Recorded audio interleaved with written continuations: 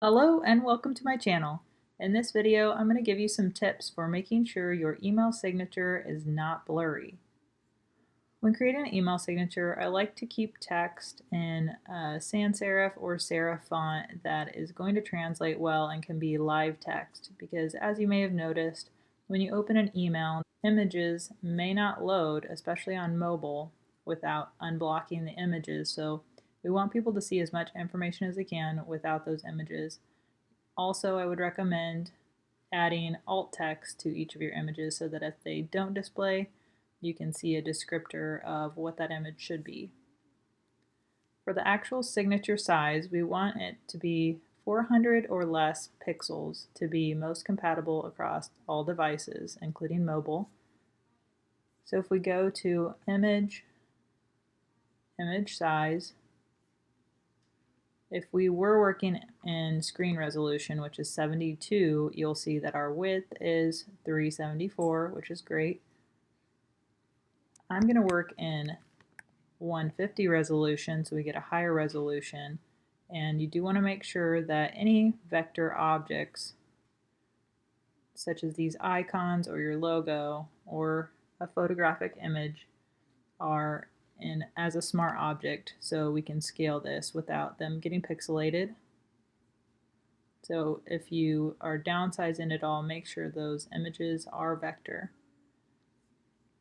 Once you have your signature and slices created, go to File, Export, Save for Web. On the first save, I like to keep a PNG 24. If you have transparency, make sure that is turned on. And for the initial save, let's make sure our image size is what we want the final size to be, which in our case is 374. Click Save. We want to make sure HTML and images is selected, default settings is fine, and all slices.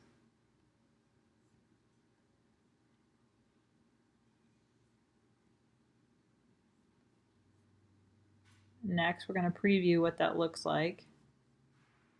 And as you can see, very blurry on these images. So the next thing we're going to do is go back to the signature, go to File, Export, Save for Web. This time you're with all of your slices selected. If you needed to make any adjustments, you can now.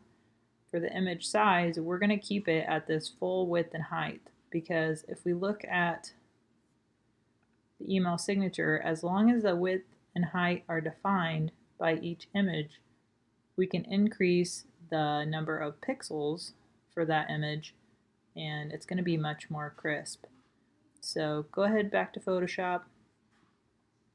We're going to save, and this time we're going to select images only, all slices in this case, and we're going to replace that folder of images. Now if we do a refresh, you'll see everything is very sharp and crisp. If I zoom in my browser, you'll see that the images enlarge nicely. And then I'm going to go in and replace this text, so that's live text. If you have any questions, feel free to comment below. And if this video helped you out, please like the video and subscribe. Thanks for watching.